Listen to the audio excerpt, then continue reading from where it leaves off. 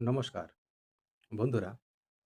সুযোগ পেলেই আগুন, কিন্তু প্রশ্ন একটাই, কেন বারবার দল থেকে বাদ যেতে হয় সঞ্জু স্যামসনকে?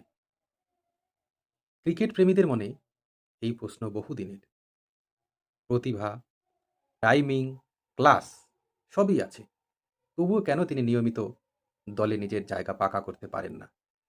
আজ আমরা বিশ্লেষণ করব তার সবচেয়ে বিস্ফোরক ইনিংস, স্ট্রাইক রেট, মানসিকতা এবং বড় ম্যাচে তার পারফরম্যান্স। সঞ্জু স্যামসনের ব্যাটিং দেখলেই বোঝা যায় তিনি একজন স্বাভাবিক স্ট্রোক মেকার। তার ব্যাট থেকে বল বের হয় নিখুঁত টাইমিংয়ে, বিশেষ করে কভার ড্রাইভ ও স্ট্রেট ড্রাইভ। দেখতে যেমন সুন্দর, তেমনি কার্যকর। স্পিনারদের বিপক্ষে তিনি বেশ আত্মবিশ্বাসী। ডাউন দ্য ট্র্যাক গিয়ে লং অন বা লং অফের উপর দিয়ে ছক্কা মারার সাহস তার আছে। পাওয়ার প্লে হোক বা ডেথ ওভার, পরিস্থিতি যাই হোক, তিনি নিজের স্বাভাবিক খেলাটা খেলতেই ভালোবাসেন।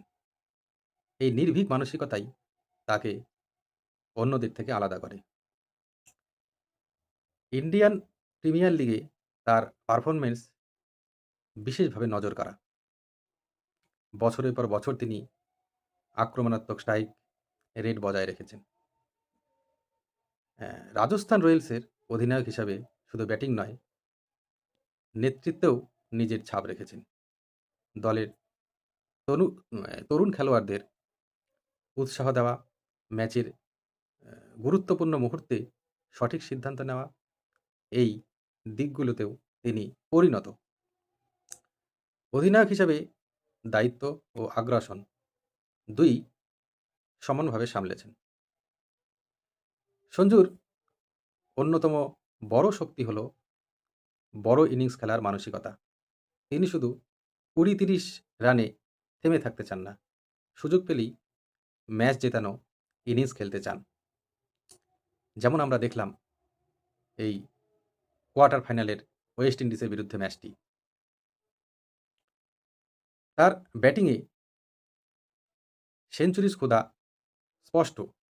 যখন তিনি সেট হয়ে যান, তখন তাকে থামানো কঠিন, যেটা আমরা কলকাতাতে দেখলাম।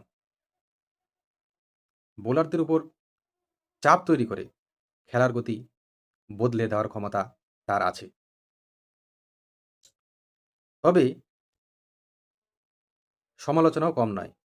কখনো কখনো অতিরিক্ত আক্রমণাত্মক হতে গিয়ে তিনি দ্রুত আউট হয়ে যান।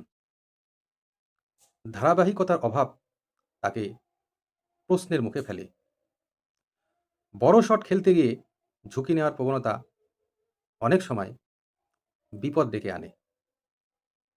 জাতীয় দলে প্রতিযোগিতা তীব্র, তাই প্রতিটি ম্যাচেই নিজেকে প্রমাণ করার চাপ তার উপর বেশি থাকে।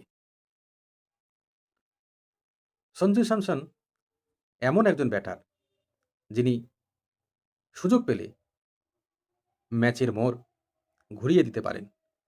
তার প্রতিভা নিয়ে সন্দেহ নেই, তবে ধারাবাহিকতা ও ধৈর্যের সমন্বয় ঘটাতে পারলেই তিনি আরও উঁচুতে পৌঁছাতে পারবেন বলে আশা রাখি।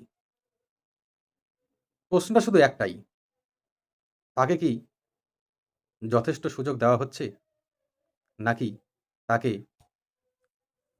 আরও বেশি নিজেকে প্রমাণ করতে হবে? আজ এই পর্যন্তই। নমস্কার।